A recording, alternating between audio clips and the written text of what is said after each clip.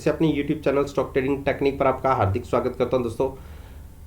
अगर हम Friday session की बात करें तो एक बहुत अच्छा वॉलेटाइल सेशन कंप्लीट हुआ। ज़्यादा समय हम नेगेटिव साइड पर ही ट्रेडिंग करते रहे, वो भी तकरीबन 100-125 पॉइंट तक नीचे गिरे। एक टाइम तो हम 200 पॉइंट भी नीचे चले गए थे। उसके बाद रिकवरी दिखी और जाते जाते तो एक शार्प रिकवरी दिखी और flat to slightly negative close हुए। अब एक्सपायरी वीक के अंदर हम एंटर कर चुके हैं और लास्ट के 4 दिन बचे हैं। आप सबको पता है कि लास्ट के 4 दिन में अच्छी वॉलेटाइल सेशन देखे जाते हैं, उतार चढ़ाव काफ़ी होते हैं। और अगर हम निफ्टी से रिलेटेड बात करें तो इसमें क्या पॉसिबिलिटीज़ दिखती हैं। जैसे जो मेरी वीडियोस को रेगुलरली देखते हैं उनको मैंने एक चीज़ बताई हुई है कि ये जो मैंने ब्राउन कलर की एक ट्रेंड लाइन ड्रॉ की हुई है, ये देखिए कब से की हुई है। 30 नवंबर से ये स्टार्ट होती है और अभी तक ये कंटिन्यू चल रही है। देखिए यहाँ से हमने इसको नीचे की तरफ ब्रेक किया था, मैं 8 अप्रैल की बात कर रहा हूँ। और उसके बाद ये लगातार पिछले 2 महीने से हम नीचे ही ट्रेड कर रहे थे। एक अच्छी बात हुई थी तकरीबन 31 मई को कि इसने इस लाइन को फिर से टच किया, लेकिन क्रॉस नहीं हो पा रही। आप देखिए हम धीरे धीरे करके इस ट्रेंड लाइन के साथ साथ ऊपर तो चलते जा रहे थे, लेकिन हम क्रॉस नहीं हो पा रहे थे। रोज हम इसको छूते थे और उसी के आसपास क्लोज हो जाते थे।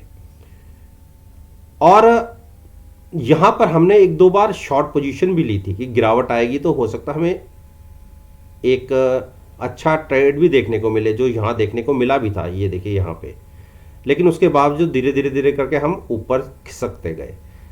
पिछले 2 दिन से निफ्टी ने इस ट्रेंड लाइन को छोड़ दिया है नीचे की तरफ। आप देखिए ना इस दिन इसने टच किया ना इस दिन इसने टच किया, तो गिरावट मुझे और गहराती लग रही है।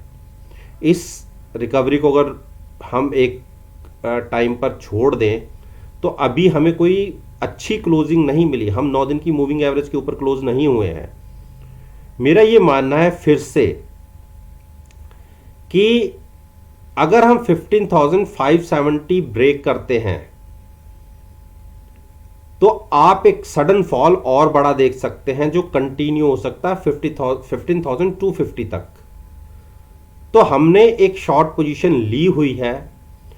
हमने 15,750 की कॉल बाय करके फ्यूचर सेल किया हुआ है। हमारा मैक्सिमम रिस्क केवल और केवल जो हमने कॉल बाय की हुई है 15,750 की, उतना ही है। और अगर यहां से गिरावट गहरा जाती है तो हमें नीचे अनलिमिटेड प्रॉफिट के लिए हमने ट्रेड लिया हुआ है। और अब मैं आपको क्या सजेस्ट कर सकता हूं, एक बेयरिश क्रॉसओवर है, आप ये देख लीजिए। और RSI भी 60 के आसपास है, कोई इतनी ओवरबॉट तो नहीं कि हम कह सकते कि।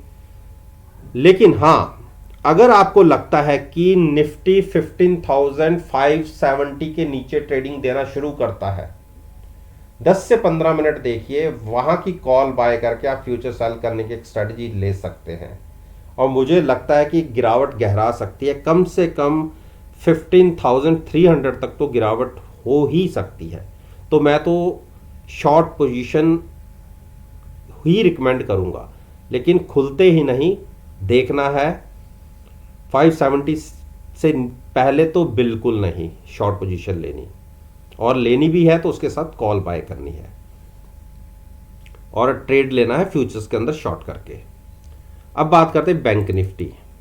देखिए बैंक निफ्टी ने भी इंट्राडे के अंदर, जो मैंने अपनी पिछली वीडियो में बताए थे, 33,800 तक के टारगेट मैंने बोले थे, और वो भी हमें ऑलमोस्ट देखने को मिले। पहला टारगेट था मेरा 34,300। अगर हम इसके नीचे ट्रेडिंग करते हैं, 34,800 के नीचे ट्रेडिंग करते हैं, तो हमें इमीडिएट 500 से 600 पॉइंट मिल जाएंगे, और वो देखने को मिल भी गए। क्लोजिंग अभी भी बहुत अच्छी नहीं है, लेकिन एक चीज़ का ध्यान रखिएगा, ऊपर से गिरावट आ चुकी है, लेकिन अभी मुझे और गिरावट लगती है। 34,900 और 35,200 के ऊपर जब तक बैंक निफ्टी क्लोजिंग नहीं देगी तब तक हम मंदी की पोजीशन को कैरी करेंगे। और आप सबको पता है कि मैंने जब ये एक रेजिस्टेंस फेस हो रही थी और यही सपोर्ट का काम भी कर रही थी और यही रेजिस्टेंस भी थी, जब इसने इसको पहली बार बिना छुए और नीचे क्लोजिंग दिखाई तो हमने शॉर्ट पोजीशन ली थी और उस पोजीशन को अभी तक हम कैरी कर रहे हैं। मेरा ये मानना है कि मंडे के सेशन में एक गिरावट देखी जा सकती है अगर स्टॉक ने फिर से 34,250 को ब्रेक किया तो एक बड़ा फॉल और देखने को मिल सकता है जो 33,400 तक कंटिन्यू हो सकता है। खुलते ही शॉर्ट नहीं करना, फ्रेश शॉर्ट करना है तो 34,300 के नीचे शॉर्ट कीजिएगा। रिलायंस एक कंसोलिडेशन फेज के अंदर है। जैसा कि मैंने कहा था इनकी एजीएम है 24 या 26 तारीख को, दोनों में से कोई एक दिन है। जब तक उससे कोई आउटकम निकल के नहीं आता मुझे नहीं लगता कि कोई बड़ी मूवमेंट इसके अंदर दिखेगी। देखिए 30-40 पॉइंट कोई बड़ी बात नहीं है स्टॉक के लिए, लेकिन बड़ी मूवमेंट मुझे उस स्पीच के बाद ही लगती है और लग रहा है कि मुझे एक बेरिश क्रॉसओवर की पॉसिबिलिटी बन रही है। एक बार ये स्टॉक 2160 के आसपास तक गिरावट दिखा सकता है। तो अगर इसने 2215 को ब्रेक किया तो 2160 तक एक गिरावट हो सकती है, तो उसी हिसाब से आप ट्रेड लीजिएगा। एचडीएफसी बैंक ने हमारे नीचे के टारगेट देखिए 1455 तक लगा दिए और मेरी पिछली कल की वीडियो उठा के देख लीजिएगा, उससे पहले की उठा के देख लीजिए। मैंने 1462 और 1455 तक के टारगेट की बात करी थी। मैंने ये कहा था कि मुझे लगता नहीं है कि ये ब्रेक होगा और देखिए आज हम संभले भी इसी के ऊपर। तो बेरिश क्रॉसओवर तो चल रहा है नो डाउट,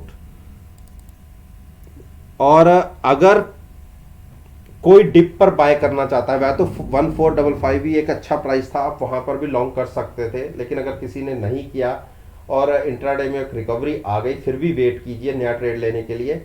नया ट्रेड नीचे की तरफ जब हम 1455 फिर से आते हैं या उसके नीचे गिरावट अगर आ भी जाती है तो डिप पर बाय कीजिए, यहाँ से थोड़ा सा समझ लीजिए और फिर से आपको ये 1455 के आसपास तक मिल जाएगा, वहाँ से फिर से लॉन्ग कर लीजिए जो नहीं कर पाए। और साथ में एट द मनी पुट जरूर बाय कीजिएगा, हैजिंग के लिए फ्यूचर्स में ट्रेड कीजिएगा और ट्रेड लीजिएगा जुलाई एक्सपायरी का। इंडस बैंक ने देखिए इंट्राडे में क्या बड़ी गिरावट दिखाई थी, 960 तक के भी टारगेट दिखाए थे और उसके बाद एक शार्प रिकवरी भी दिखी। कल हमने क्लोजिंग दिखाई थी 985 की, कल का मतलब थर्सडे की। 985 के बाद जो अगले दिन के लो लगे 960 तक के लग गए। तो डिप पर अगर किसी ने नहीं बाय किया तो कोई बात नहीं, और गिरावट आने दीजिए, आपको 950 तक ये स्टॉक मिल जाएगा। 950 एक सुटेबल प्राइस होगा, यहाँ पर आप लॉन्ग करके चल सकते हैं। उस केस में at the money put buy कीजिए और फ्यूचर्स को लॉन्ग कीजिए।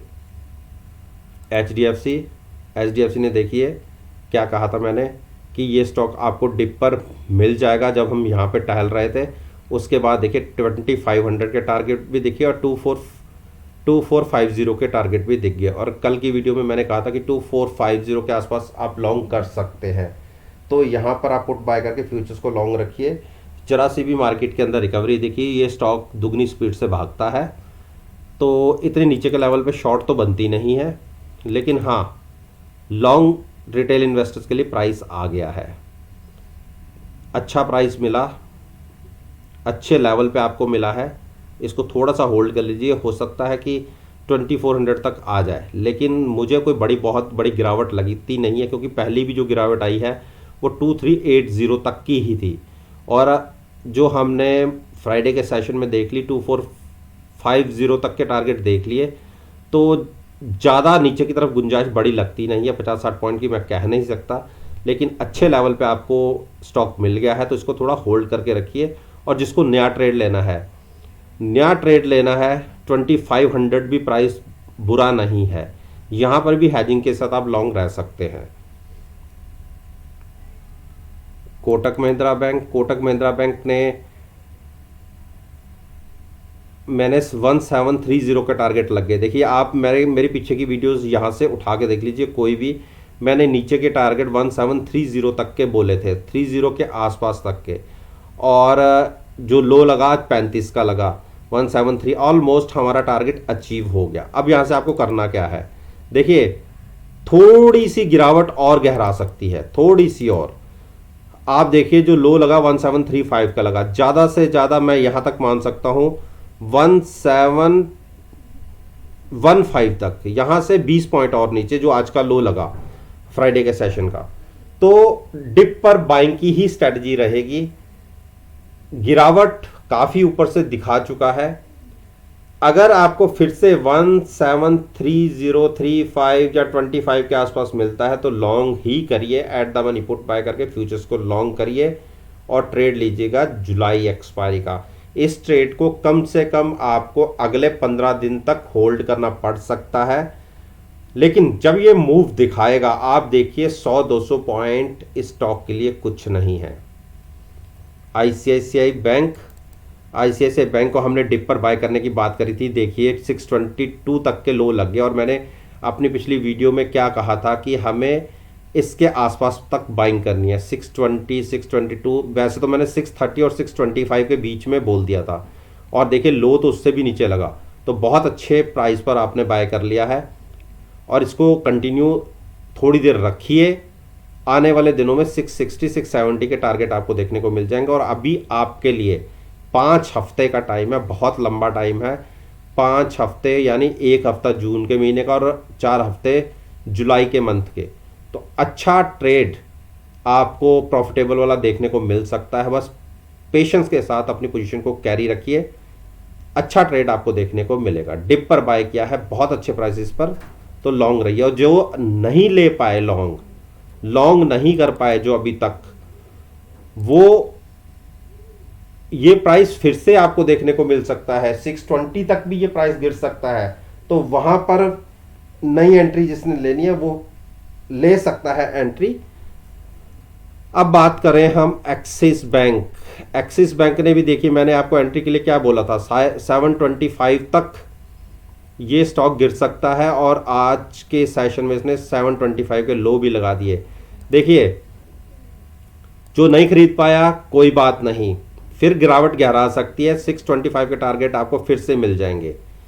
तो ये देखिए मैं डिप पर बाय करवा रहा हूं, मैं बाय तब करवाता हूं जब सारी मूविंग एवरेज नेगेटिव का इंपैक्ट दिखाती हैं। कायदे से नेगेटिव इंपैक्ट दिखाने पर हमें शॉर्ट करना चाहिए, लेकिन देखिए मैं शॉर्ट इसलिए नहीं करवाता क्योंकि मैं थोड़ा सा और गैप ले लेता हूं कि गिरावट आ जाए और फिर हम नीचे उसको बाय करें। देखिए यहां पर शॉर्ट बनती है, 740 से ही शॉर्ट बनती है, और मैंने पीछे बोला भी अपनी पिछली वीडियोस में कि ट्रेडर्स को 740 की कॉल बाय करके फ्यूचर सेल करना चाहिए 725 तक के टारगेट के लिए। मेरी 2 दिन की पहले की वीडियो देख लीजिए और देखिए अगर ट्रेडर्स को उसमें अच्छा प्रॉफिट आ रहा है। और मैंने ये भी कहा था कि 725 पर अपनी पोजीशन से एग्जिट कर जाइएगा, शॉर्ट पोजीशन से एग्जिट करके रिवर्स पोजीशन बनाइएगा, फिर से लॉन्ग पोजीशन 725 के आसपास। देखिए अगर आप शॉर्ट करके ट्रेड करना चाहते हैं तो मुझे उसमें भी कोई दिक्कत नहीं है, क्योंकि उसमें भी आपने साथ में हेजिंग तो करनी ही है, लेकिन उसमें क्या है कि घबराहट जल्दी हो जाती है अगर स्टॉक पलट जाता है तो, क्योंकि गिरने के चांसेस बड़ी मुश्किल से आते हैं। हाँ ये बात मैं मानता हूं कि जब गिरावट आती है तो रेट्स बहुत जल्दी आते हैं, लेकिन गिरावट बड़ी मुश्किल से आती है, तो इसीलिए मैं डिप पर आपको बाइंग ही करवाता हूं। तो 725 720 के आसपास अगर फिर से मिले तो फिर से लॉन्ग करिए। एसबीआई देखिए हमसे कितनी बड़ी गलती हो गई, आप सभी को पता है कि मैंने ये पोजीशन 440 की कॉल बाय करके फ्यूचर सेल किया हुआ था, और देखिए हमें इस पोजीशन को होल्ड करते हुए तकरीबन 10 एक दिन हो गए थे। यहां पर भी एक बार हमें अच्छा प्रॉफिट मिल रहा था, वो पोजीशन प्रॉफिट चला गया था। उसके बाद हमने अपनी पोजीशन को देखिए कहां काटा, केवल 422 के ऊपर, और उसके बाद जो लो लग गए देखिए 403 तक के। और ये जोन तो मेरा बाइंग का था कि हमने 410 और 405 के बीच में पोजीशन लॉन्ग करनी है, जो जिनको रिटेल इन्वेस्टर्स को मैंने एंट्री के लिए बोला हुआ था। देख लीजिए हमें 8-10 दिन वेट करना पड़ा, लेकिन हमारा प्राइस आ गया। हाँ, वो बात अलग है कि इतने दिन होल्ड करने के बाद भी हम पूरा प्रॉफिट नहीं ले पाए और 422 के आसपास हम एग्जिट हो गए थे, लेकिन फिर भी हम बहुत अच्छे प्रॉफिट में एग्जिट हुए। और रिटेल इन्वेस्टर्स को एंट्री भी मेरे कहे अनुसार 405 के आसपास और 410 के बीच में देखने को मिल गई। तो इस पोजीशन को होल्ड रखिए। और आपने नेचुरली बात है उसके साथ पुट भी बाय की हुई है, नीचे लिमिटेड रिस्क है, केवल इतना कि जितना हमने ऑप्शंस के अंदर प्रीमियम पे किया है, और जो हमारा ट्रेड वो भी जुलाई का है अब तो। और उसके लिए आपको 5 से 6 हफ्ते भी देख अपने ट्रेड को प्रॉफिट में कन्वर्ट करने के लिए मिलेंगे। तो कैरी करिए इस पोजीशन को, लंबा टाइम लग सकता है, लेकिन जहां से ही एसबीआई ने रिकवरी मोड दिखाया, आप देखिएगा 20-30 पॉइंट इस स्टॉक के लिए कुछ नहीं है, एक ही दिन में ये चाल दिखा देता है। तो दोस्तों, ये मैंने निफ्टी इंडेक्स, बैंक निफ्टी और इन दोनों इंडेक्स के फाइनेंशियल सेक्टर्स के स्टॉक्स के ऊपर अपना ओपिनियन आपके साथ शेयर किया है। और मेरा ये मानना है कि अगर मेरी इस वीडियो को आप कल के सेशन यानी 21 जून के सेशन के साथ एनालाइज करेंगे, यकीन मानिए आपको बहुत अच्छे प्रॉफिटेबल रिजल्ट्स देखने को मिलेंगे। वीडियो अच्छी लगी हो तो लाइक कीजिएगा, शेयर कीजिए, मेरे यूट्यूब चैनल को सब्सक्राइब करना मत भूलिएगा। इस बात के साथ मैं आपसे विदा लेता हूं और एक नई वीडियो के साथ फिर से आपके सामने आऊंगा।